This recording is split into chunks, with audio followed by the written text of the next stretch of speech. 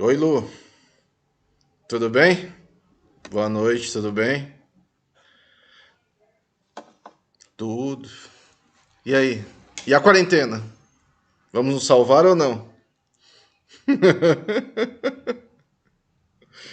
Bom, eu queria agradecer a sua presença, agradecer muito. Eu fiquei esse tempo todo aí da quarentena recluso. As pessoas geralmente, não sei se sabem, ou sabem quando vem aqui no meu curso, né? Que eu fico me lamentando falando que eu tenho isso ou aquilo.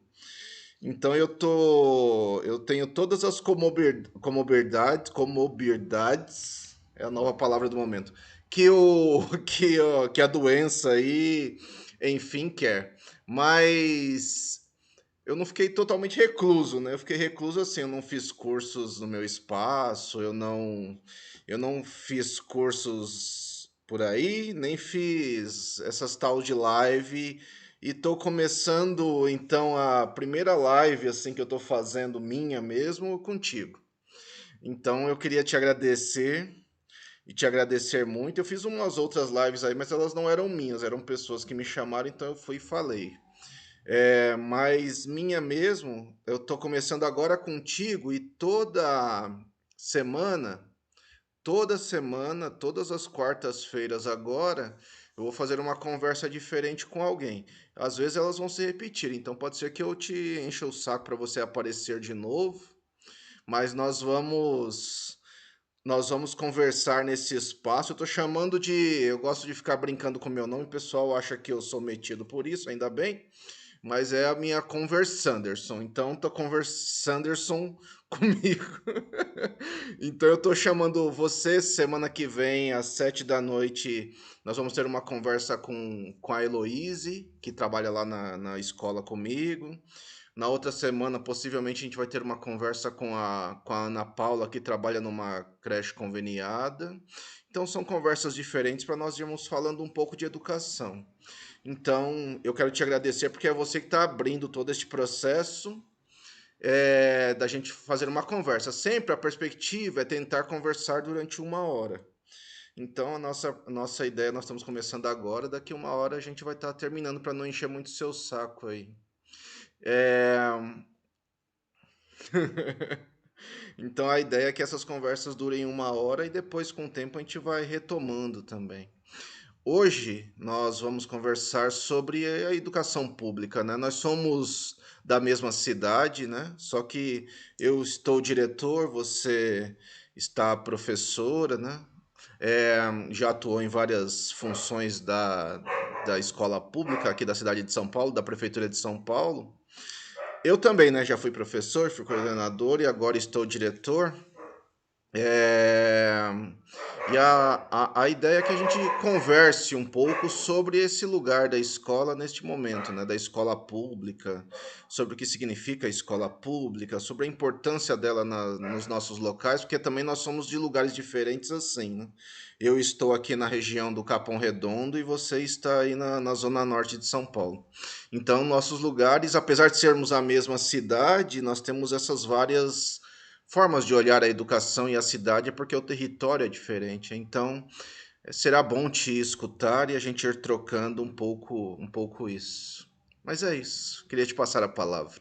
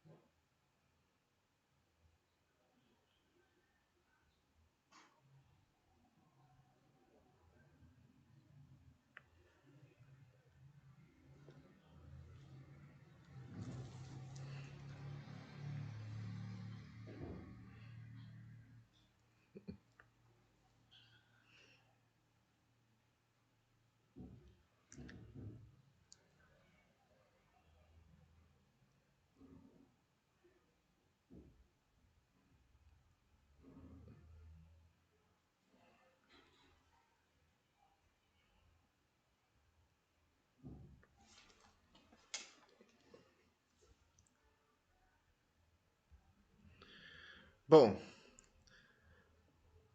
eu queria falar um pouco do.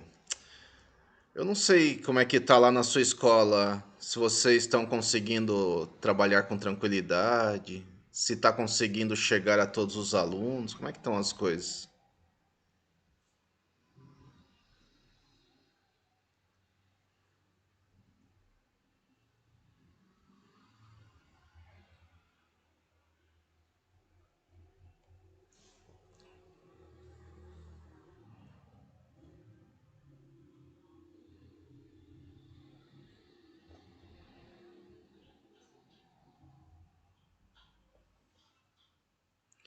Na nossa escola ficou um pouquinho diferente, que talvez a nossa principal rede é o WhatsApp, né? Nós temos o WhatsApp de basicamente todas as famílias e a partir deles é que nós ativamos as outras redes.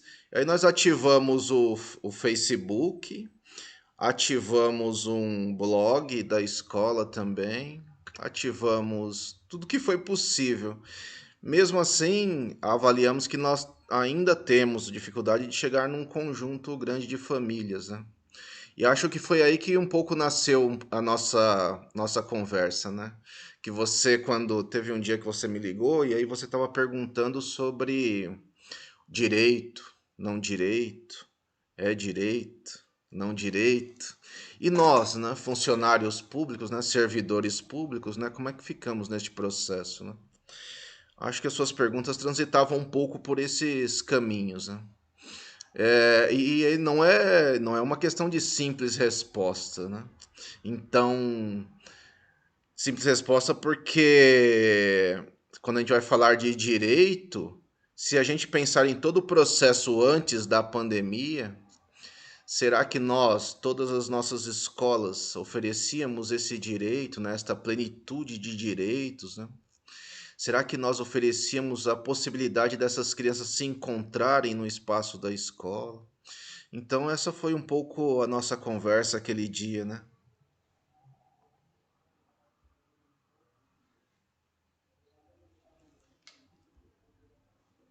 Sim, sim, perfeito.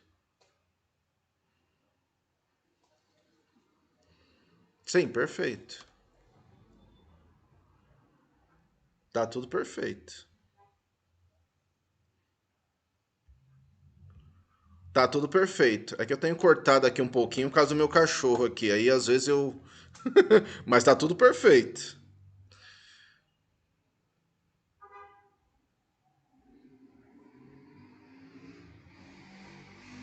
Deixa eu, deixa eu ver aqui. Então é uma outra questão.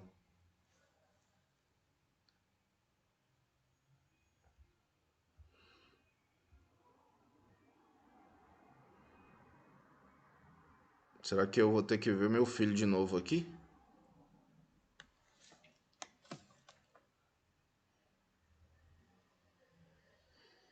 Então, mas será que não resolveu? Deixa eu olhar aqui.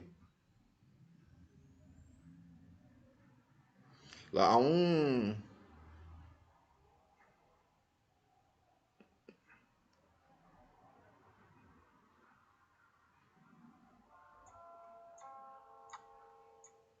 Sim, perfeito.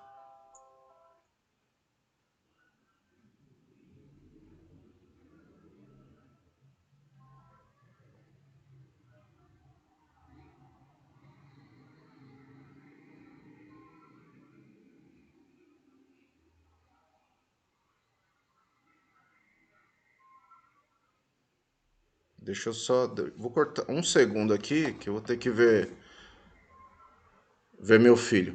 Deixa eu só. Vou cortar um segundo aqui que eu vou ter que ver meu filho. Deixa eu só. Vou cortar um segundo aqui que eu vou ter que ver meu filho. Deixa eu só. Vou cortar um segundo aqui que eu vou ter que ver meu filho. Deixa eu só. Vou cortar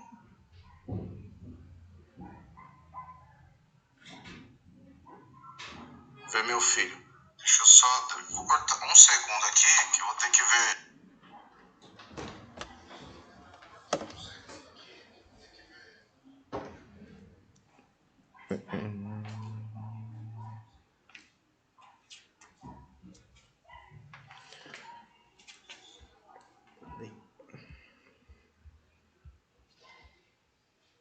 O som tá saindo aí? Por que será? Será que é aqui, ó? Tem que rodar pra baixo ainda?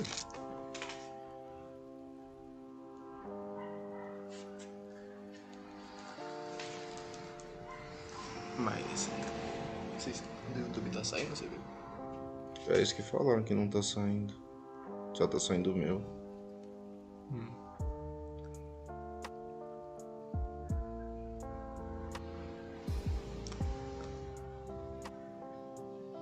Será que é aí?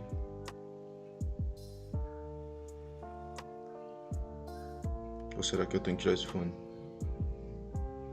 Calma aí. Deixa eu ver um negócio.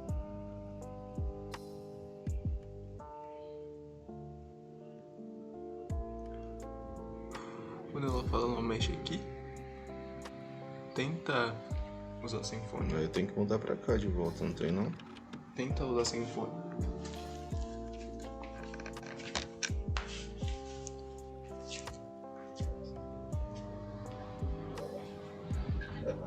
Oi, Luciano. Oi, será que agora o pessoal está escutando? Os problemas da tecnologia, né? Vou abrir de novo. Vamos testar agora, fala aí. Estão escutando? Agora foi som? Pra mim, sim. Agora as pessoas aí já não sei. Ah, estão colocando no chat que sim.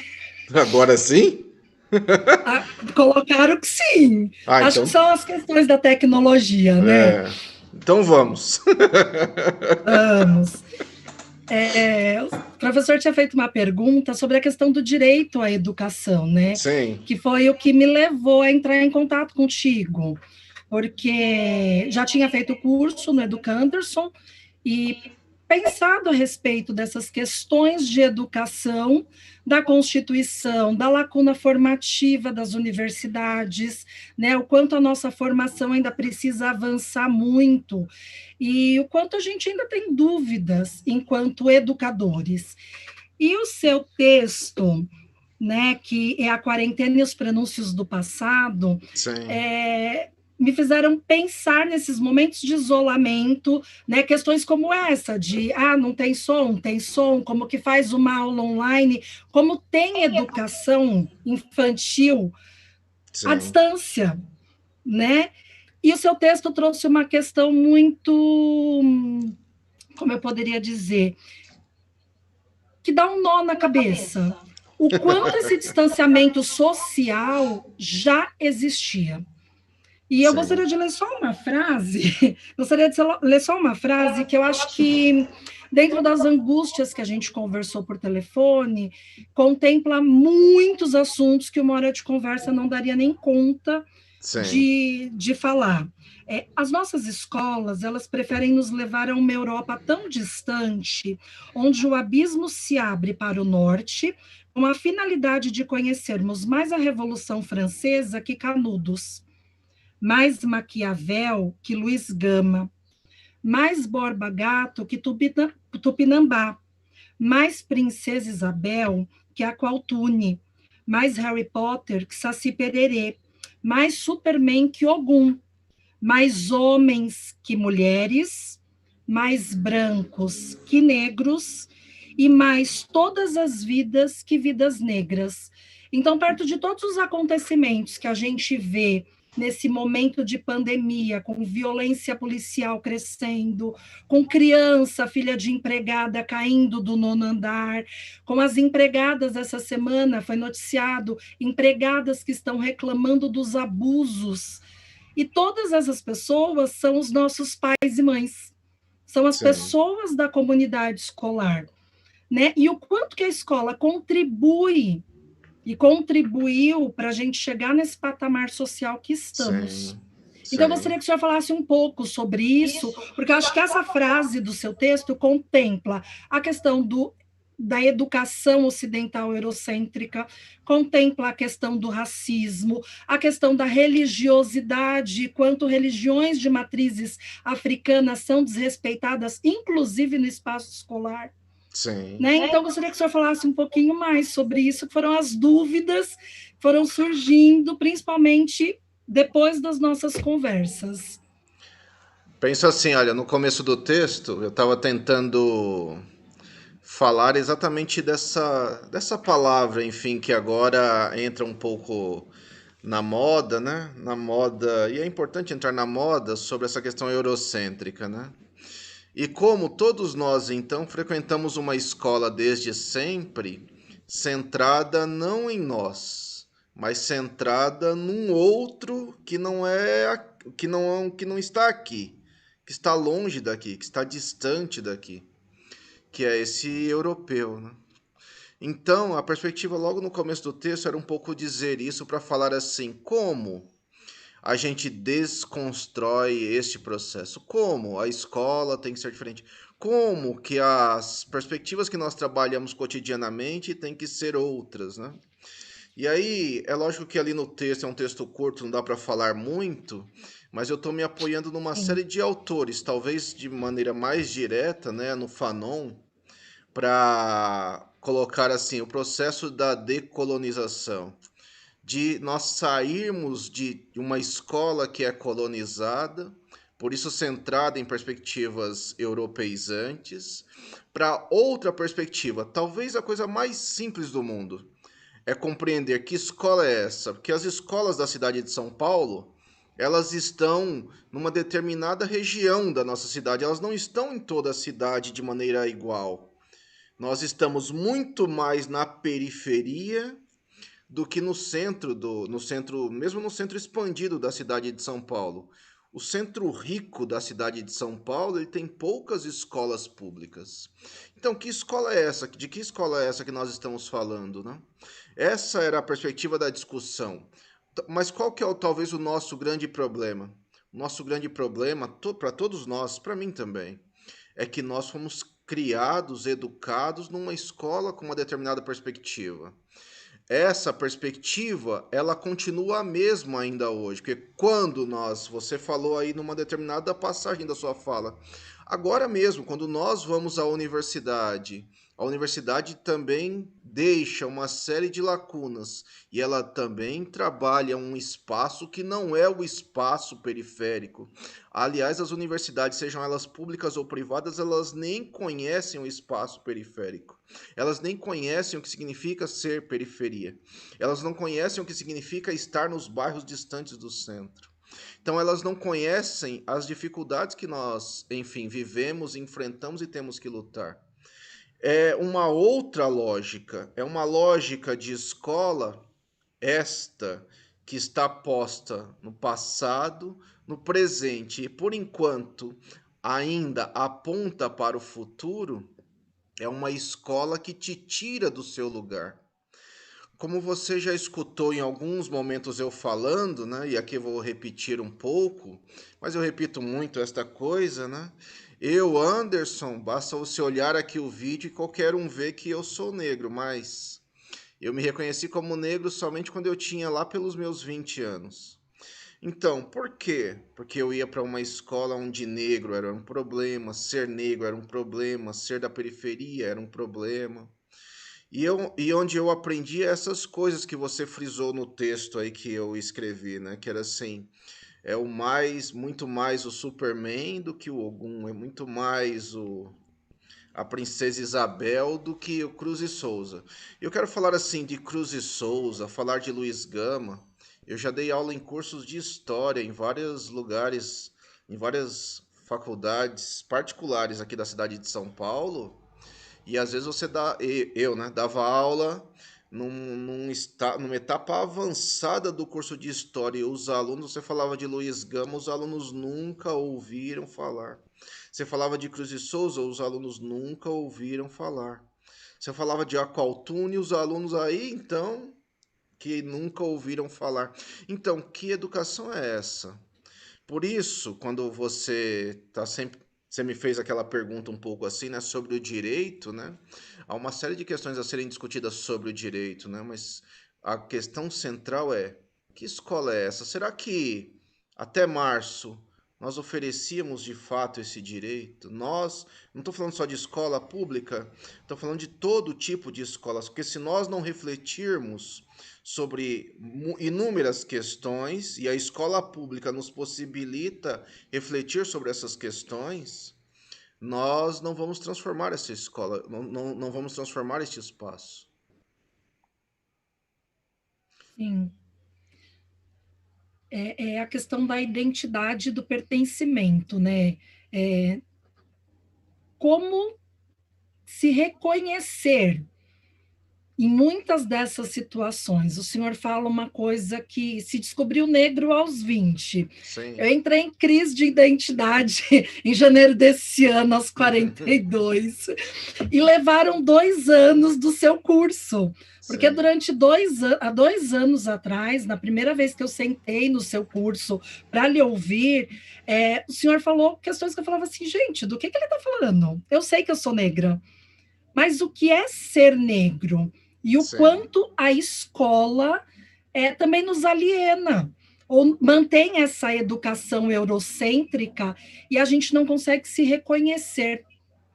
Né? Sim. Então, se o senhor puder falar um pouquinho da questão da identidade do pertencimento dentro desse direito à educação, né? E não só das crianças, porque eu sou professora desde 2010, são 10 anos na rede pública, e me caiu essa ficha esse ano. Né? Mesmo a gente vendo o currículo, mesmo a gente vendo a educação para as relações étnico-raciais, quando que cai esta ficha, né? Nossa, eu não me reconhecia nesse espaço, eu não sabia que isso acontecia, ou eu nem me dava conta que isso era parte do racismo estrutural, que Sim. permeia o chão da escola, muitas vezes, e que nós reproduzimos, e não por maldade, mas por desconhecimento e alienação. Sem dúvida. Acho que são essas as grandes encruzilhadas que nós estamos, né, postos, né? Talvez a mais simples de todas vai num sentido assim, né? É compreendermos, num primeiro momento, nós brasileiros, é compreendermos o quanto nós, como sociedade, estamos atrasados, não? Você vê que talvez neste momento a sociedade brasileira tem uma resposta a uma série de coisas. Talvez a coisa mais potente deste momento não é que nós fracassamos somente na educação, porque há todo um discurso no Brasil em que a educação brasileira tá no buraco, né? Como se estivesse no buraco, né? Eu discordo, mas essa é a discussão que se está por aí. A pandemia nos trouxe a possibilidade de olhar que a educação está no buraco, a saúde está no buraco, a segurança num buraco muito pior, todas as áreas sociais num buraco gigantesco, mas não só essas, né? As áreas administrativas, as empresas, o capitalismo, são essas todas estruturas que nós olhamos e nós brasileiros não conseguimos construir uma estrutura que fosse nossa. E aí veja a complexidade da sua pergunta sobre essa questão então de identidade, né? Você vê que o brasileiro, nós brasileiros, estamos discutindo e não sabemos ainda o que significa ser brasileiro até hoje. Nós não sabemos o que significa a identidade nacional.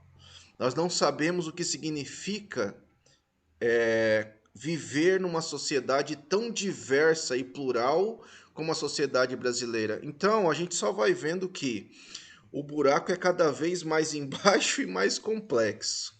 Mais do que isso, se nós formos olhar ao longo um pouquinho da nossa história nos últimos tempos, nós vamos olhar que vários pensadores brasileiros também ficaram todos eles em torno dessa busca, né? Fosse o Sérgio Buarque de Holanda com O Homem Cordial, fosse com a Casagrande e a Senzala do Gilberto Freire, essas discussões todas estão tentando, e que vem de um século atrás, estamos tentando descobrir o que significa ser brasileiro. E possivelmente até agora nós não descobrimos o que significa ser brasileiro. E aí, como nós não sabemos quem nós somos, nós estamos num pé muito anterior, né? Qual é o pé muito anterior? O pé muito anterior é que tudo é medido no Brasil pela palavra mediocridade. No Brasil, graça à mediocridade. Fazer qualquer coisa o mínimo possível, as pessoas acham que já é fazer demais. Então, este é o grave problema.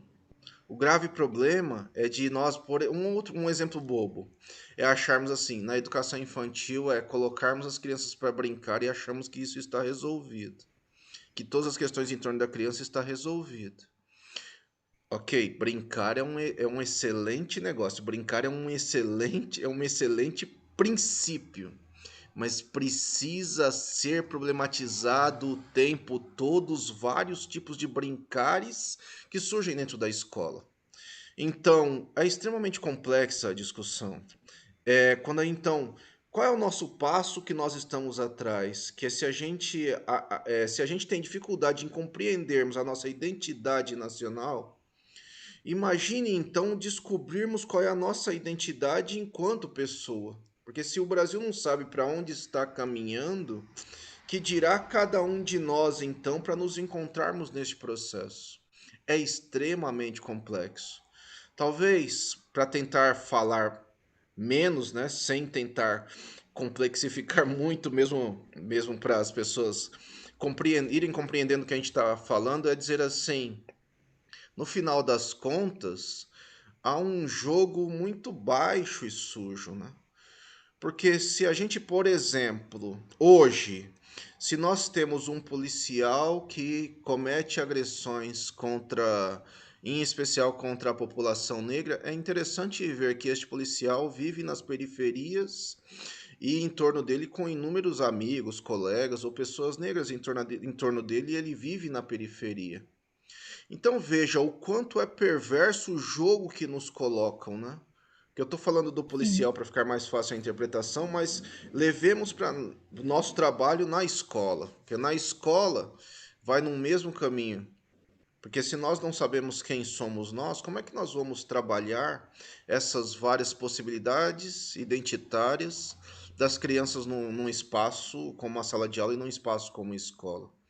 Então, se a gente não sabe, não conseguimos estruturar esses caminhos, como é que nós chegaremos na escola e trabalharemos para que essas crianças se encontrem a sua identidade, encontrem seu caminho, encontrem sua possibilidade? As escolas, o nosso trabalho, o que nós temos feito nas escolas, primeiro é preciso dizer, por um lado, até para não desmerecer o trabalho de ninguém. As escolas, em especial as escolas públicas, fazem um excelente trabalho, vírgula.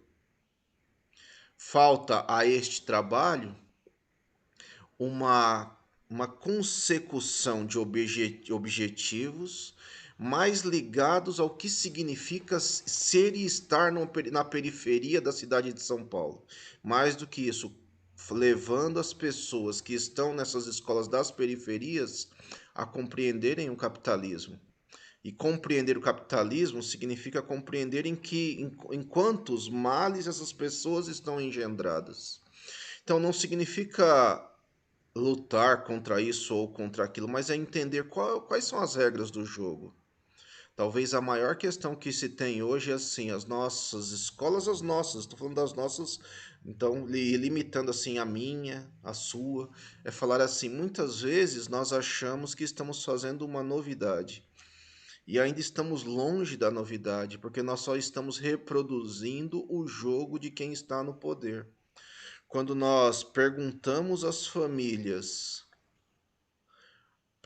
crianças, desculpa, perguntamos às crianças quais são as profissões dos seus pais, eles geralmente vão falar de posições e de profissões subalternas.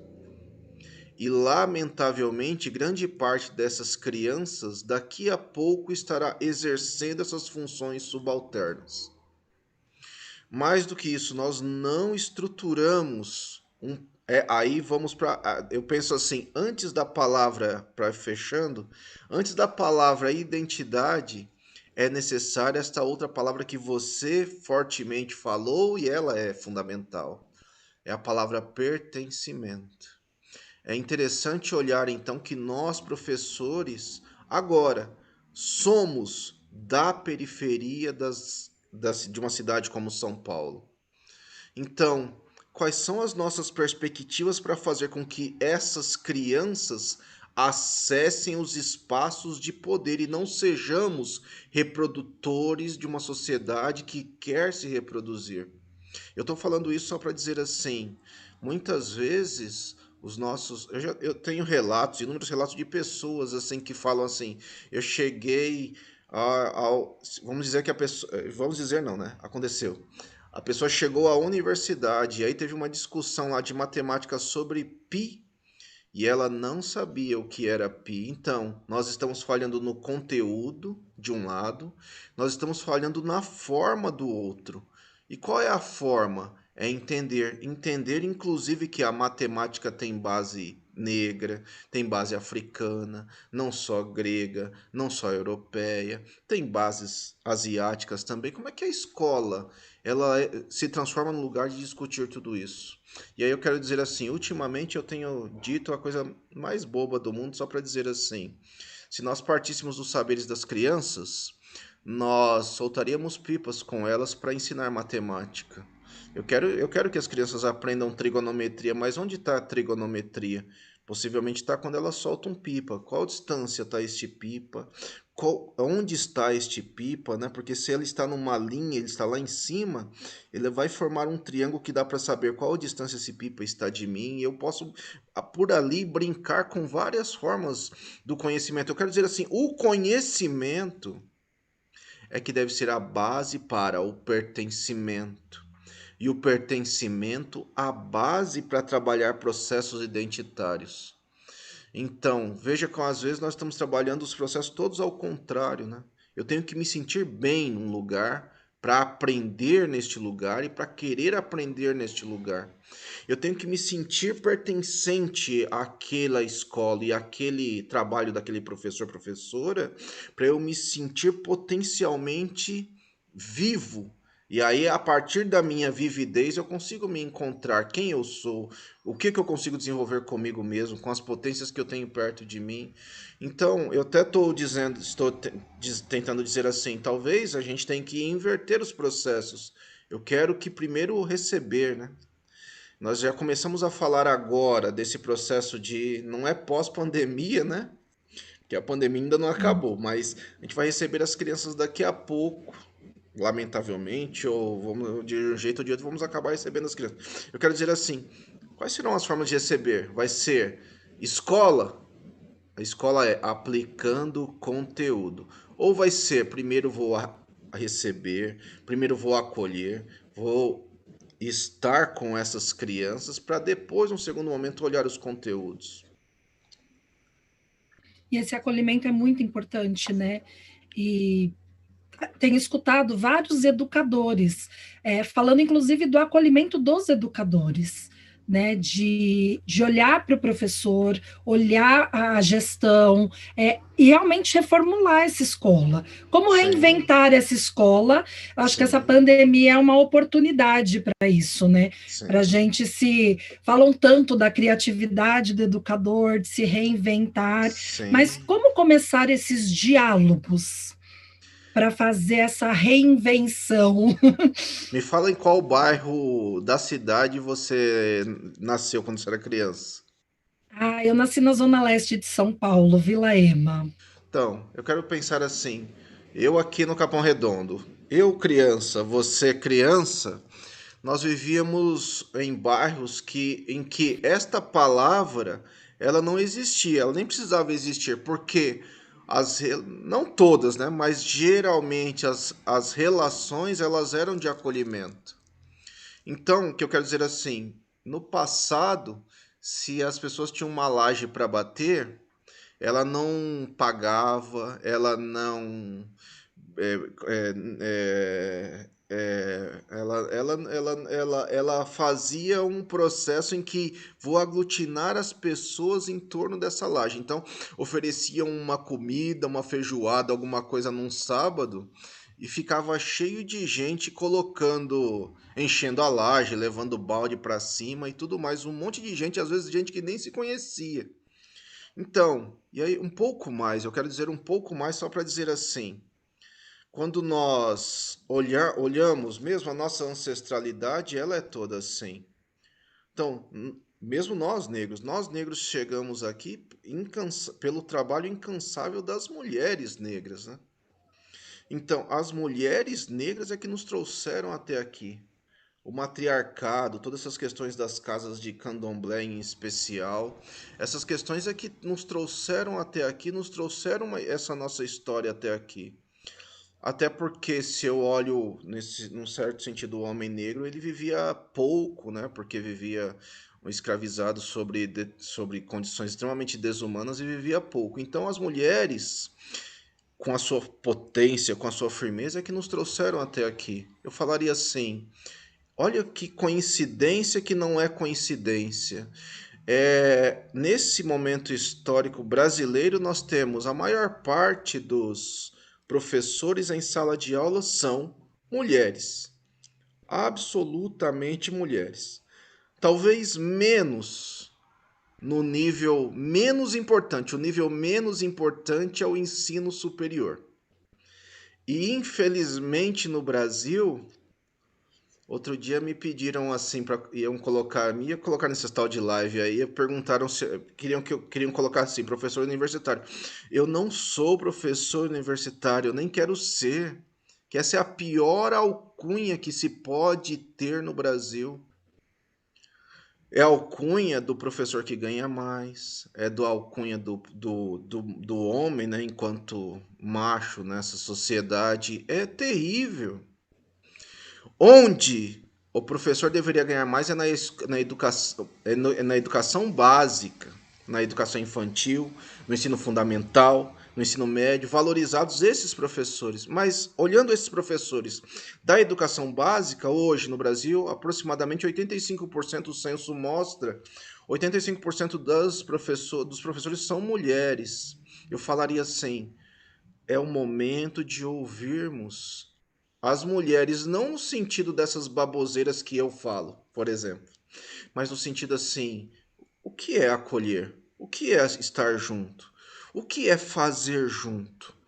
O que é adquirir confiança? Não é possível aprender sem você confiar em alguém. Se você não confia, você não aprende. Você finge que ensina e o outro finge que aprende se não há confiança. Só é possível ensinar com confiança. E aí eu estou dizendo isso só para dizer as seguintes questões assim. Essas coisas todas, quem pode nos ensinar são as mulheres. Quem pode nos ensinar é a nossa ancestralidade. Então, como é que nós vamos receber essas crianças? Não, eu falaria, não é só agora, né? Eu falaria o resto da vida, né? É no sentido assim, eu preciso escutar, eu preciso acolher, eu preciso estar junto, eu preciso estar próximo, né? No momento em que se fala de que a gente tem que estar longe, né? A partir do momento que a gente puder ficar junto, eu tenho que estar o mais próximo Sim. possível para possibilitar que essas pessoas sejam, porque essas pessoas são potência. E eu vou numa música dos Racionais, eu gosto muito de falar dos Racionais, né? É aquela música que tem o Guina, e aí falam, ele fica contando lá a história do Guina, né? Mas o Guina tá num caminho torto, mas ele fala lá no meio da música: Guina, eu tinha a maior admiração, considerava mais do que o meu próprio irmão. Ele tinha um certo dom para comandar, tipo linha de frente em qualquer lugar, tipo condição de ocupar um cargo bom e tal, talvez em uma multinacional. A música fala isso. E aí, quantos talentos nós estamos perdendo nas periferias das nossas cidades? Que é, para mim, essa é a maior questão. Pelo fato da gente não saber o que é o PI, ou seja, não está sabendo o que é o conteúdo, mas ao mesmo tempo a gente não está sendo abraçado por essa escola, acolhido por essa escola, compreendido como seres periféricos nessa escola. E aí, olha, se a gente está aqui nos nossos bairros aqui, a gente vê os meninos soltando pipa brilhantemente. Se a gente vai lá na Avenida Paulista, não tem nem uma criança soltando pipa. Será que é isso que nós queremos copiar nas periferias? Será que são esses modelos que nós queremos copiar de criança que se suicida, de criança que cresce triste, de criança que não sabe brincar? Então, nós queremos brincar e ir para além do brincar. Essas são as. Nós queremos fazer e ir para além do fazer. Nós queremos aprender para além do aprender. Mas para isso a gente precisa mudar a lógica. E aí, olha, mudar a lógica é começar a olhar em outras perspectivas que não sejam as hegemônicas, né? Nós, professores, eu falaria assim, não por conta de pandemia nem nada disso, mas nós, professores, neste momento histórico, nós temos a chance de alterar tudo isso. A grande questão é: será que nós queremos? Ou será que nós queremos nos confortar na roupa fácil do conteudismo? A roupa fácil do conteudismo. Complicado, porque tem que trazer essa reflexão, né? E muita gente nem se dá conta que precisa fazer essa reflexão. Sim. Né? O senhor fala de acolhimento e das mulheres, e me veio à mente uma outra reportagem, que é quando eles querem construir muro no Sim. Parque Paraisópolis. Sim. Então, enquanto a gente está querendo diminuir as distâncias, voltar a batelagem, né, comendo uma feijoada e se ajudando nessa vida comunitária, numa sociedade mesmo inclusiva, pertencente, as pessoas estão querendo construir muros. E como diz Sim. o seu artigo, aumentar ainda mais o distanciamento social. Né, evidenciar ainda mais o abismo entre as classes sociais. E o Sim. quanto que muita gente, né, aí eu não sei se a fala seria pertinente ou não, mas o quanto que muita gente que se considera classe média acha que esses muros têm que ser levantados, mas visto tanto comércio quebrando, né, o pessoal reclamando que a população não está voltando aos shoppings, quantas dessas pessoas também vão mudar de condição social? Né? A gente vê que o pessoal está, na reportagem, também falaram que estão migrando, saindo das escolas particulares e migrando para as escolas públicas, porque a recessão, os problemas financeiros já está batendo em muita gente da classe média. Né? Sim. Então, o quanto a escola também vai conseguir abraçar tudo isso, se não pensar sobre isso. Sem dúvida. Mas eu te falaria até assim. E acho que desde o início você tem falado isso não só comigo, mas aqui já falou também. Isso é importante perceber isso. Muitas vezes nós não nos damos conta disso. E aí vamos voltar num ponto que nós dois falamos já hoje aqui. Eu falaria assim: ah, eu me descubro como negro lá pelos 20. Você fala então que foi há pouco tempo. A palavra não há culpa nisso. E mais do que isso, não há problemas nisso. Talvez a questão mais potente é pensar assim. E aí eu vou. Por exemplo, eu não sei exatamente sua trajetória de vida, mas eu falaria assim: possivelmente a sua trajetória de vida ela vai nos dizer muito mais, é muito mais importante conhecer a trajetória de vida da Luciana do que da Princesa Isabel. É muito mais importante conhecer a trajetória de vida da Luciana do que qualquer herói ou heroína que a gente olha na história do Brasil, do que do Borba Gato ou de qualquer um outro. Porque a sua trajetória de vida, com a sua luta, ainda você conseguiu vencer inúmeras barreiras e chegar, por exemplo, a ter um cargo público, a passar num concurso, a ter um emprego. Agora, outras pessoas que não têm essa condição não é porque elas não quiseram, mas é porque Sim. elas não tiveram. A gente poderia falar, de um lado as oportunidades, mas do outro lado elas não tiveram nem a possibilidade de sonhar com essas coisas. A grande questão para nós é olharmos assim: nós já estamos podando as possibilidades das pessoas nas escolas, geralmente desde a creche já, né? A gente já começa a podar essas crianças desde a creche, né? Então, tudo por fazer. E não há nenhum problema em achar que há um erro nisso, porque tudo isso também é novo na sociedade brasileira. É preciso pensar que tudo isso é novo na sociedade A brasileira. construção, né? E é novo, né? Eu falaria assim, falar de escola pública no Brasil é falar de uma construção de 30 anos. Não tem outra. Porque se a gente fosse falar de outros países, a gente pode falar de uma construção de 200 anos. É outra construção de outros países desenvolvidos. Mas aqui no Brasil é uma construção só de 30 anos. Então, é absolutamente novo, é absolutamente recente. Então, errar agora, ok, é até natural. A grande questão é que nós não podemos achar que está bom. Não dá para achar que está bom. A grande questão é o achar que a gente está resolvendo. A gente não está ainda resolvendo. Nós estamos dando os passos iniciais para começarmos a resolver. Mas são muito iniciais. É muito começo. É uma trajetória aí que a gente precisa começar a desenvolver estratégias, né, para melhorar isso e para realmente construir e não deixar desconstruir perto de tantos desmandos, do desgoverno, de tudo que está acontecendo e querendo acabar com uma democracia que ainda é tão criança, Sim. né, uma democracia tão frágil. E a gente tem que começar a buscar mecanismos para isso, né? Então, acho que seu espaço é um espaço maravilhoso. Vou pedir encarecidamente cursos, né, para mais discussões como essa, para um aprendizado mesmo. Porque quando a gente descobre certas coisas, quando a gente começa a pensar sobre determinados assuntos, dói muito. E se não tem uma pessoa, um amparo, não tem alguém para dialogar, para conversar, Sim, paralisa, sem dúvida, anestesia, né? sem E, dúvida. e eu estava me ostrificando na minha dor, acho que por isso o desespero de fazer a ligação. Olha, professor, pode conversar comigo? Porque era um momento de desespero mesmo, né? Perceber tudo isso, porque eu estou trancada dentro de um apartamento.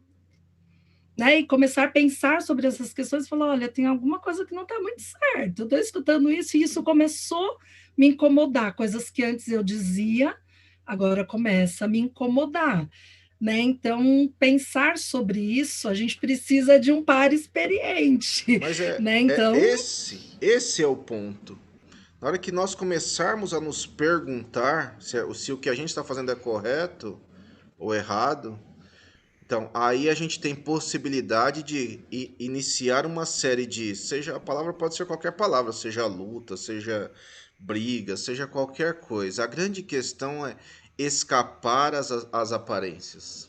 E aí assim, sim, as escolas públicas ou privadas, elas têm um pedaço importante, grande, digamos assim, grande de aparência, muitas aparências. Aí, se você vai a qualquer escola, a minha, qualquer uma, as pessoas vão falar que são democráticas. São quando essa palavra surge, logo de cara é porque esse espaço não é. Então é preciso pensar as ausências desses discursos para nós começarmos a questionar esses discursos. A grande questão, então, se outra, você vai à escola e a escola fala que as crianças brincam. Aqui mesmo, sempre eu quero dou exemplos um pouco assim, né? Já fui em escolas que as pessoas falam que as crianças brincam, e aí a primeira coisa que você vê um morro, um morrinho assim na escola, esse morrinho tá com uma cerca. Então, não sei se as crianças exatamente brincam, porque brincar num morrinho, num morro, né? É diferente de brincar no parquinho, né? Então, porque existem várias formas de brincar, vários jeitos de brincar. Perguntaram às crianças se queriam que colocasse a grade. Aí a resposta geralmente é não. Mas então é democrático? Não é democrático? Será que é? Será que não é? A grande questão é entender assim, talvez a maior questão é compreender assim, ainda com tudo isso, a escola é uma potência gigantesca. sim. Talvez o que a gente consiga perceber neste momento, e aí as ausências de poder e as lacunas de poder nós temos que chegar e ocupar, todos nós. num momento como esse, em que nós, aqui da cidade de São Paulo, e que a prefeitura deixa um vácuo gigantesco, como é que nós ocupamos? Como é que nós aproveitamos este momento e trazemos essa comunidade para trabalhar conosco e para entendê-la? Como é que nós mapeamos aquela região e entendemos aquela região? Ou seja, o que tem de bom naquela região? Quais são os caras legais? Onde está a biqueira? Porque os alunos sabem, nós, a escola, não sabemos onde está a biqueira, mas onde está o, o padre que faz uma coisa legal, às vezes é o pastor, às vezes é o pai de santo, é a mãe de santo, onde está o terreiro, onde estão as coisas boas que estão em torno da escola, que podem, junto com a escola, dar continuidade a coisas que nós fazemos. Até porque nós vamos precisar discutir com esses espaços. Eu quero sempre dizer assim, hoje, se a gente não faz uma série de ações contínuas, continuadas, interligadas, nós não só não criamos uma rede de proteção a essas crianças, mas nós criamos uma rede que ajuda a destruir cada uma dessas crianças, jovens e adultos. Cada uma dessas crianças, jovens e adultos. E aí, de novo, o Brasil, ele precisa se compreender, né? Entender. Nós, ok, entendermos quem nós somos, mas antes de entendermos quem nós somos, nós temos que entendermos que nós estamos num determinado lugar. Se nós estamos neste determinado lugar, como é que nós fazemos diferente? Porque isso não está escrito em nenhum documento.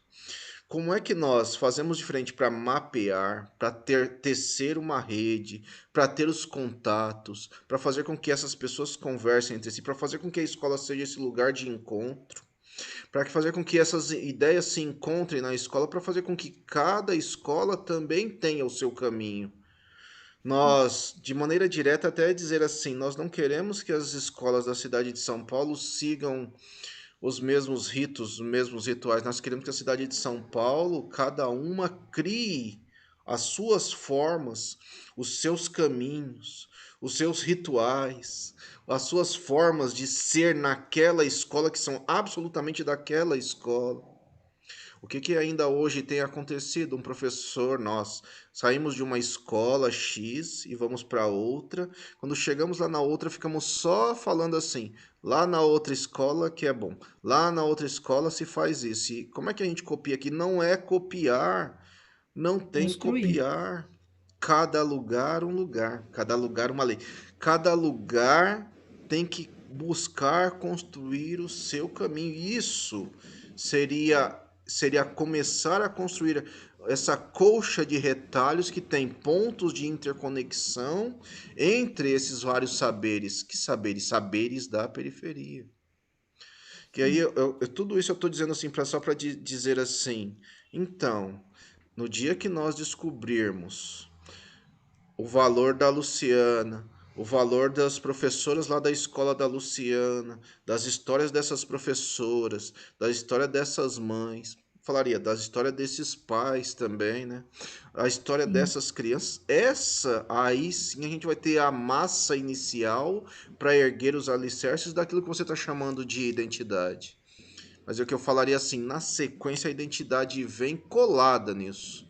Porque se eu pertenço, eu quero saber quem eu sou. Porque eu quero saber até onde eu posso ir. Até onde eu posso ir.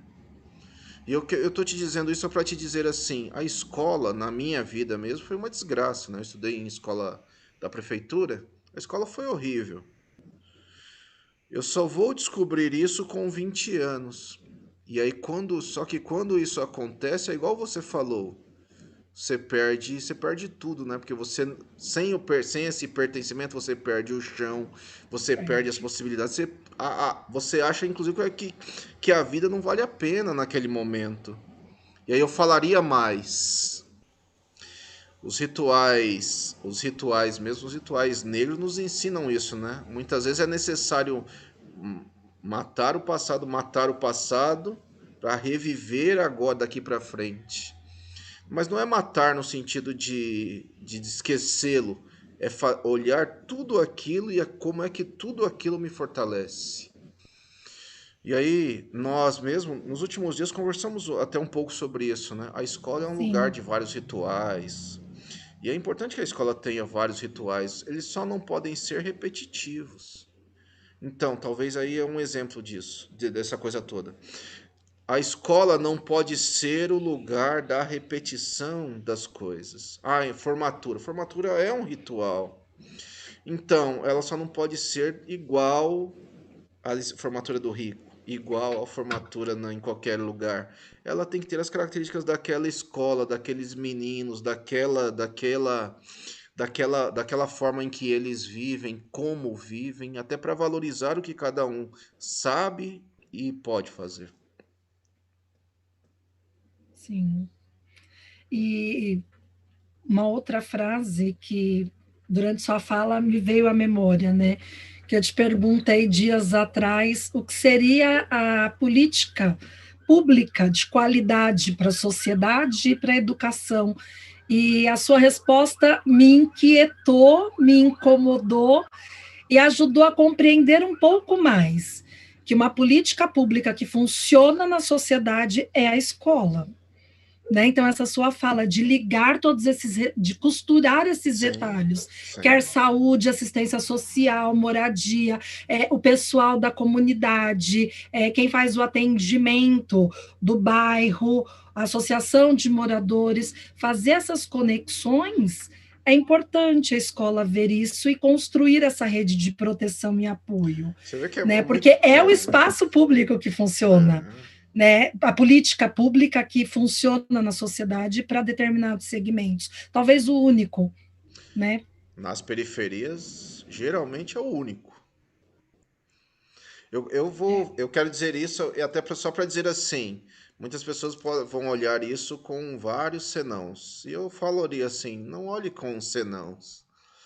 O único lugar, espaço público que pode nos livrar da pandemia é a escola.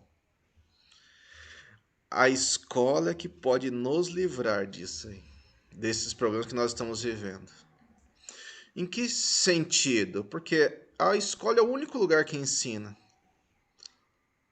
Olha, a coisa mais simples, de certa maneira. Teve uma série de estudos, se não me engano, nos anos 30, sobre a importância de se lavar as mãos, seja para médicos ou seja para o dia a dia. É novo isso. Anos 30, não tem um século. Então, lavar as mãos, um médico e um conjunto de médicos fez uma série de estudos e comprovaram quando se lava as mãos, o médico lavando a mão, menos pacientes morrem. Então, tem uma importância nisso. E se a gente comer lavando as mãos, falaria assim: quem é que vai ensinar a lavar as mãos? Vamos pensar, sei lá, a partir de setembro, outubro, novembro, dezembro, quando for. E o lugar que vai ensinar a lavar as mãos, ok, vai ser em casa, mas vai ser na escola, não vai ser o posto de saúde, não vai ser o conselho tutelar, não vai ser a polícia. Aliás, do jeito que tá a polícia, ela vai arrancar a mão. Então, melhor ficar na escola, né? Então, é a escola que vai ser o lugar da gente chegar para os meninos e conversar sobre isso. Então, a escola é este lugar de conversarmos inúmeras coisas. Eu quero falar de ensinarmos a compreendermos as várias possibilidades e as várias formas de fazer. Você vê uma coisa simples, até já vi as pessoas discutindo, conversando com o próprio secretário, né? Sei lá, um exemplo, como é que vai fazer nas escolas, já que não pode ter o self-service e as escolas instituíram self-service? Eu falo assim, veja como é que a escola é este lugar importante que ensina que a criança pode comer com determinada liberdade, mas ela o tempo todo vai insistir, olha este alimento, olha aquele alimento, olha aquela outra, e vai insistir nesse processo. Não é só Sim, vá lá e faça. Não é, sim. não há um faça à vontade. É um sirva-se à vontade, mas que a gente está sempre lá de olho nos meninos. A escola é este lugar dos cuidados. E aí eu tenho insistido nessas coisas dessa palavra cuidado, porque ela está na base de toda a educação básica, mas nós vamos esquecendo conforme as crianças crescem. A escola é o lugar de todos esses cuidados. Mas só tem dois lugares, grandes lugares hoje na sociedade que olham com todos os cuidados. Eu falaria assim, são os âmbitos familiares e são os âmbitos escolares. Esses são dois lugares onde essas palavras podem transitar o tempo todo. E transitam o tempo todo. Alguém nesse instante, é lógico, que é uma tendência de falar que nesse instante dos médicos, e eu louvo os médicos, maravilha. Ainda que nós tenhamos poucos e raros médicos negros, né? Então, o que demonstra aquela situação que você trouxe desde o início, há um racismo estrutural e estruturante que não deixa os negros acessarem outros espaços. Ok, mas os hospitais eles não são lugares de cuidado. Aliás, eles são lugares de pouco cuidado. Que Sim. você vai ao médico e comigo acontece as toneladas. Aconteceu as toneladas. Você vai ao médico e fica 3, 4, 5, 6 horas esperando. Então, que Sim. cuidado há nisso. Porque eu duvido alguém ir à escola e esperar tanto tempo. Seja para ser atendido por um ou por outro. E pode ser até uma escola que a gente considera não muito agregadora, uma escola distante. Ninguém espera tanto num espaço escolar. Na nossa escola, um outro exemplo é assim, eu tive que fazer um boletim de ocorrência porque teve um problema, né, na coisa da escola lá e pela lei sou obrigado a fazer. Aí fiz o lá, eu tive que ir 4 dias diferentes na delegacia porque não podiam me atender. E no dia que me atenderam eu tive que ficar lá mais de 4 horas para fazer um mísero boletim de ocorrência em uma folha. Então, que cuidado nisso? Não há nenhum cuidado. Na periferia, não há nada. E aí a resposta é: só há a Na escola. escola. Se nós percebermos a nossa potência, nós, educadores, nós precisamos nos unir em torno do que significa o nosso trabalho, nos agregar em torno do que significa o nosso trabalho para fazer com que as crianças, jovens e adultos sejam mais. Falta só esse gancho, na verdade falta um gancho. Esse gancho é que nos falta. Que aí vamos voltar às palavras que você falou. Que aí eu falaria assim, aí vai entrar o pertencimento, aí vai entrar a identidade, aí vai entrar a acolhida, aí vai entrar a questão do que significa a mudança curricular. Porque o que é currículo, se ele é conteúdo ou se ele é um conteúdo vivido, né? Se ele é cotidiano ou se ele é só o que está no livro. Então, não dá para discutir isso antes de discutir os pontos que você levantou anteriormente. E aí esses pontos anteriores, inclusive essa questão da identidade, elas precisam acontecer antes para depois eu chegar neste momento mais elaborado. Que currículo? O que ensino? Como ensino? Veja, eu falaria assim, as coisas que o Brasil está preocupado em responder a números, ao PISA, ao IDEB, essas são as menos importantes. As mais importantes é ter uma acolhida e um acolhimento. E até posso dizer com todas as letras assim, eu fui diretor de uma MF por uma década. Sem olhar os números, mas olhando, sem deixar de olhar para eles também, assim, nós saímos de um IDEB extremamente baixo para um IDEB não elevado, mas um IDEB considerável. Na nossa região aqui, ele está e fica entre os melhores. Não era ainda tudo que nós queríamos, mas foi uma sair de uma situação de um IDEB extremamente baixo para um qualificado não é simples. Eu falaria assim, não foi fazendo os meninos pegarem mais nos livros, de certa forma nos livros lá, mas foi fazendo-os entender que isso daqui tem uma importância, que os livros têm importância. Ninguém vai aprender nada no sentido obrigatório. A gente vai a ensinar e aprender as coisas quando isso aqui for fascinante, quando os livros forem fascinantes. Quando eu falo uma história, a história é fascinante, eu falo, mas essa história não é minha, essa história eu aprendi nesse livro aqui. Pô, todo mundo quer ler. Então é um pouco isso. A matemática pode ser uma viagem fantástica e é uma viagem fantástica. E às vezes nas minhas aulas é que eu não sou matemático, mas eu falo assim, basta olhar no chão, é matemática, olha no teto, é matemática. É bobo assim, mas é. A química é fascinante, mas eu tenho que convencer as pessoas que a química está dentro de mim. Está acontecendo nesse instante dentro de mim, aqui no meu estômago, na minha barriga, das pessoas. Então a química é fascinante. Agora, se a química for decorar lá as casinhas, a tabela, sei lá, a tabela disso ou Tabela daquilo, periódica. que seja, isso é horrível, isso é péssimo, não serve para nada. Por último, a própria pandemia nos traz um legado importante já. Os microvestibulares ridículos estão caindo. A ETEC já não vai fazer aquele vestibulinho lamentável. Então, quando nós voltarmos às escolas, nós temos que falar para os meninos, temos que cuidar da nossa vida, cadê? Das notas, inclusive. Tem que cuidar de tanta coisa, inclusive eles cuidarem conosco das suas notas. Porque se eles serão avaliados por notas, eles têm que saber. Não pode ser uma surpresa depois. A surpresa foi a ETEC mudar o jogo agora no meio. Ok, mas ainda bem que mudou, não é mais o vestibulinho. Sim.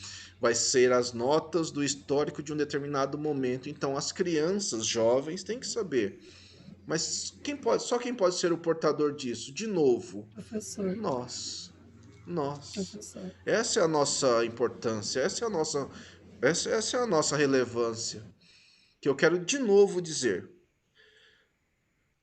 Que era assim, é que você não me ligou antes do... Senão você teria ido parar lá no meu artigo lá. Que eu quero muito menos Princesa Isabel. Uma vez, lembrei de uma história agora. Uma vez uma aluna, às vezes conto por aí. Uma aluna, eu estava dando aula no curso de pedagogia, uma aluna falou assim, eu estava falando essas besteiras, de certa forma, e uma aluna falou assim, professor, levantou a mão e falou, professor, eu sei o nome completo da Princesa Isabel. Falei, hã? Ela falou, sei o nome completo da Princesa Isabel. Eu falei, ah, é? E qual é? Aí ela falou Isabel Smith, paparapá, e falou lá meia hora o nome. E no final ela terminou de falar e falou assim: tá certo? Eu falei: não sei. Se o nome do completo que ela falou tava certo. Eu falei: se você falasse qualquer coisa, pra mim estaria certo. Se falasse um Bragança ali pelo meio, pra mim tá ótimo. Porque qual a importância? Então eu devolvi a pergunta pra ela, perguntando assim: quando você aprendeu isso? E ela falou assim: eu tava lá na terceira série, a professora falou: vai ter um pouco assim, vai ter prova amanhã. O que vai cair na prova, professora? O nome completo dos reis e rainhas brasileiros, Princesa Isabel. Tá. E ela ficou de um dia para o outro decorando esses nomes. Olha, é tão traumatizante que ela tinha então 30 anos, sabia isso. Ela não sabia nada de outras coisas, mas isso ela sabia com potência, sabia o nome. É horrível essa educação. Então eu quero dizer assim, a educação que nós queremos defender, ela é outra coisa. Que então eu falaria que se você tivéssemos conversado antes, você teria ido parar nessa coisa que escrevi, que era queremos menos Princesa Isabel, queremos mais Luciana. Porque a Luciana tem uma história que se aproxima de inúmeras dessas crianças e meninas. Essa história as meninas, os meninos também, precisam ouvir para entender assim, nossa, se ela enfrentou todo esse monte de coisa e venceu, eu também posso. Que é assim que os nossos ancestrais fizeram, não? Não falo esses de agora, assim que nós conhecemos, mas os antigos lá atrás. Se Sim. eles venceram tantas coisas, o que nós estamos fazendo agora é até pouco. E mesmo assim assusta, né?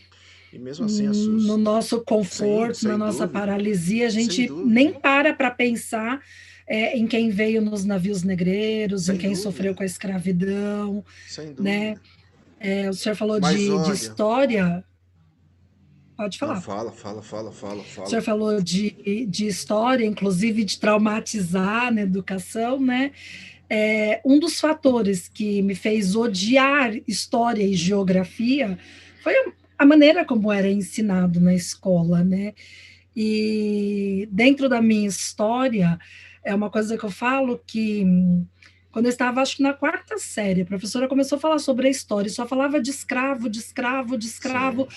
A visão do colonizador nessa educação eu fiz um voto comigo, eu não vou casar com uma pessoa negra, né? Não Sim, porque eu não goste das sim, pessoas sim, negras, sim, mas porque eu não quero que elas passem esse constrangimento que eu estou passando na sala de aula, né? sim, Hoje consigo traduzir nesta frase, mas eu era uma criança, sim. né? E eu casei primeiro com um descendente de italiano, segundo casamento foi com descendente espanhol, hoje eu estou casada com um negão, né? Mas é complicado você desconstruir isso, porque eu pensava, se eu tiver filhos, eu não quero que eles passem pelo que eu estou passando. Sim. Então, eu não quero que a minha filha tenha este cabelo, não quero que tenha este tom de pele. E a minha filha nem parece que é minha filha, né? Tem gente que fala assim, nossa, ela não parece nada com você. Até algumas pessoas eu tento deixar até constrangida, né? Porque eu falo assim, nossa, como a sua filha é bonita, eu falo, por quê? Eu sou feia, né? Não, é que ela não parece com você, fica até sem graça, mas é complicado isso. Mas foi um trauma realmente da escola, das aulas de história e como elas eram ministradas. E hoje, para mim, se torna muitas vezes sei que não deveria ser motivo de chateação, mas quando alguém fala, nossa, sua filha é tão linda, né? Ah, parece com o pai, ah, agora entendi porque sua filha é bonita. Eu já escutei isso. Eu falo, nossa, mas porque eu sou feia, né? E dói, né? E aí você vê uma coisa que surgiu na quarta série. Então, Sim. rememorando, trazendo as memórias, é um assunto que foi lá da quarta série. Nossa, eu não vou casar com um homem negro, porque eu não quero ter filhos negros, né? E isso, infelizmente, permeia o inconsciente da população e ainda das nossas crianças dentro da sala de aula. Sim. E mesmo assim, como é que nós, mesmo com tudo isso aí que você falou, não agora, mas lá atrás, mesmo nós, como profissionais da educação, quanto nós reproduzimos essa aula de história aí? Sim, sim, Eu, você e outros de sim, nossos pares sem dúvida. repetem, repetem muito. E Você vê mina a assim, autoestima, né? você vê eu falo assim, as escolas por aí sempre tem aquele professor que fala assim, por dentro somos todos iguais, né? Então, ok, por dentro somos todos iguais, vírgula, mas por fora somos bem diferentes. E essas diferenças, elas nos marcam e nos deixam marcas ao longo da vida. Sim, É essas coisas que a gente tem que começar a perceber também, né? Então, por dentro ser todo igual, ou somos todos iguais, é a fala mais racista que se pode falar hoje em dia. Porque eu não reconheço as diferenças, e quando eu não reconheço as diferenças, eu tendo muito a ser racista. É, eu falei dessa coisa de você vê a importância, né? A força de sermos professores é quando nós começamos a nos questionar sobre tudo isso. E eu espero, e veja, você falou, e isso é muito importante. Ah, eu comecei a olhar e estou vendo que eu tenho que mexer nisso. E eu espero que tanto eu quanto você, daqui a 1 ano, 2 anos, 3 anos, a gente continue sem perder isso. Ou seja, que a gente continue tentando fazer o melhor possível, ainda que o melhor possível nunca seja suficiente. sim, Então, o melhor possível nunca é suficiente. Se você começa, você vê, olha a diferença que é. Eu acho que talvez na sua vida de professora, você não tenha olhado o lugar, a sua casa em relação aos alunos, as coisas que você tem em relação aos que os alunos não têm. E que neste momento dessa parada, você conseguiu perceber isso. Isso é potente. E isso faz com que você, ao retornar para a escola daqui a um tempo, daqui a pouco, retornará diferente. E esse diferente é muito melhor. É nisso que nós temos que nos apegar o tempo todo.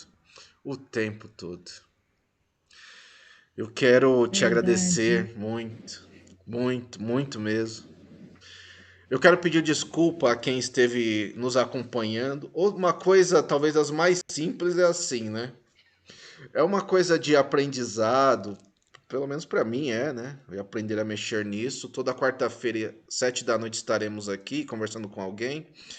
É bobo, mas é só uma conversa também, né? Talvez as pessoas reclamem que não respondemos mensagem na internet. Não dá, não temos uma equipe, somos só nós.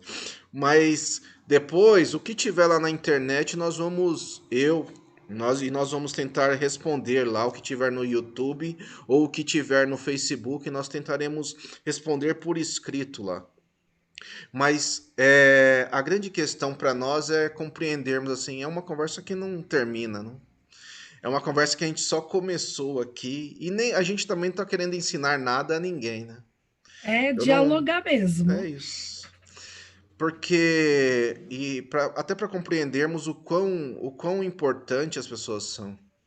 Então, na semana que vem, hoje eu conversei com a Lu, semana que vem eu vou conversar com a Heloíse, na outra semana com a Ana Paula, e assim sucessivamente, é um aprendizado gigantesco para mim, né?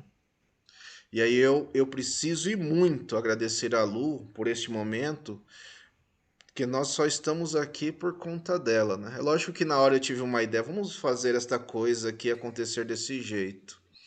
Mas é que as perguntas que a gente estava conversando e as coisas que a gente estava conversando lá no telefone, fazendo um ao outro no telefone, durante um tempo longo, era um pouco assim na minha cabeça. Não dá para ficar só entre nós. Quem quiser ouvir, que ouça. Porque são coisas importantes, importantíssimas. Mais do que isso, é entender que uma mulher como essa aqui que está aqui ao meu lado, aparecendo aqui ao meu lado, é uma mulher gigantesca, potente, que venceu inúmeros obstáculos e que continua vencendo. E olha, agora ela entrou no time dos que criam obstáculos, né? Porque é um fato assim, você vê que nós não conseguimos falar, mas depois um dia a gente retoma a conversa e conversamos mais aqui. O que é ser funcionário público? O que significa ser servidor público? Nós temos hoje o privilégio de sermos educadores da educação pública e servidores públicos. Isso é um privilégio numa sociedade como essa que nem emprego tem. É um privilégio. Mas você veja que nós não estamos parados sobre o privilégio. Nós queremos questionar este privilégio. Questionar no sentido assim: o que vamos oferecer? Como vamos oferecer? Como vamos retomar este trabalho e como será esta retomada? Porque nós estamos o Sim, tempo todo pensando nisso também. Como educadores públicos, né? Como educadores e servidores públicos que somos. E aí, naquele dia que nós estávamos, eu e a Lu, conversando pelo telefone, essa era a maior conversa, né? De como as políticas públicas funcionam mal, como as coisas, de certa forma, funcionam mal, e como é que a gente vai repensar uma coisa que tende a voltar do mesmo jeito, porque a maior mentira do momento é falar que haverá novo normal. As pessoas estão loucas para voltar para o normal. E eu espero que a gente comece a criar uma corrente de não retornar para o normal. Não retornar para o normal significa fazer de sim. outro jeito, de outra forma. Então, Reescrever essa história, né? é isso. Esse é o meu pedido para você. Você já sabe que já tem aí na lista uma coisa para fazer junto comigo. Mas vamos reescrever, vamos fazer, vamos levar a princesa Luciana ao invés de trabalhar com a porcaria da princesa Isabel. Eu não falo que as crianças não devem saber quem foi a princesa Isabel. Elas têm que saber quem foi a princesa Isabel, o quanto foi bom e o quanto foi ruim. Ok, porque ela é uma figura lá do passado. Mas é muito mais importante saber quem é a princesa que está aqui do meu lado, com essa coroa na cabeça. Que aí eu vou fechar dizendo, né? Toda vez que as pessoas colocam essas coisas na cabeça, eu aqui com o meu equeté, né? Com o meu filá africano, é, ela com um pequeno turbante que ela está usando, né? A gente está dizendo, né? Eu não gosto do termo, mas é um pouco assim, é o jeito mais fácil de entender, né? Todo mundo é rei e rainha. Então todo mundo tem que brilhar. Como é que esta coroa que está na nossa cabeça aqui, essa na minha, dela ali na dela, né? Feminina, mais feminina, né? Como é que nós temos que brilhar numa sociedade que quer nos esconder? Como é que nós, e cada um que talvez esteja olhando aqui, tem que brilhar quando vivemos numa sociedade que é exatamente o contrário. Ela prefere que nós fiquemos escondidos. Numa sociedade que quer que nós sejamos do jeito que nós somos. Eu, em um determinado momento hoje, eu falei assim, 85% das professores são mulheres. Quando a gente olha o Ministério da Educação, o Ministério da Educação nunca teve uma mulher ministra da Educação. Então tem alguma coisa errada neste país. Este país ainda singra os mares da mediocridade. Como é que nós vamos tirar tudo isso da mediocridade? Essa era a nossa conversa. Mas quem me fez pensar sobre tudo isso foi a Lu, que está aqui do meu lado, a quem eu agradeço e só posso agradecer. Se você quiser falar alguma coisa para terminar. Gratidão, eu que tenho muito que agradecer, porque amo suas aulas, é muito bom te ouvir, né? Traz muitas reflexões, como eu disse, foi um processo de 2 anos, pensando, nossa, mas o que é isso que o Anderson está querendo dizer, né? Então, gratidão mesmo pela oportunidade. Quero agradecer todo mundo, né, que participou. De alguma forma, eu não vi o chat ainda, estou aqui tremendo, né, porque não, para mim, eu não sei falar, é um medo, e perto de uma pessoa que eu considero muito inteligente, super articulado, com uma memória que a minha passa longe, então estou aqui tremendo, mas seguindo. Então, quero agradecer a todo mundo que acompanhou, não consegui ver o chat, queria agradecer a Raquel aqui do meu lado, dando um apoio moral, as mulheres se unem nessa hora, né? Então, a minha amiga Raquel aqui, o meu agradecimento, e gratidão por esse momento, porque é um momento que trouxe muitas reflexões e vai render aí algumas páginas de escrita, com certeza. Em vários momentos você falou esta coisa que está presente no cotidiano, né? É a palavra não. Acho que nós seremos muito melhores quando a gente ensinar as pessoas, crianças, jovens ou adultos, que não através do não, né? Então, que você agora, mas você já falou ao longo de várias das suas falas hoje assim, te ensinaram isso, e veja assim, é poderoso isso na gente, mas me ensinaram também as mesmas coisas. Você não é bonito, você não sabe isso, você não sabe aquilo, este não é o seu lugar, o que você está fazendo aqui? Então, nós temos vencido e venceremos, por isso eu quero te agradecer, porque você é extremamente potente, e eu, mais do que agradecer, eu só posso falar assim, vamos fazer muitas coisas juntos agora, em especial essa coisa de mostrar quem você é para outras crianças quererem ser assim potentes igual você. Obrigado. Gratidão, eu te agradeço e agradeço a todos que nos acompanharam. Agradeço. Até a próxima quarta, 19 horas. Sempre estaremos por aqui. Obrigado. Obrigado, amor. Gratidão. Eu que agradeço.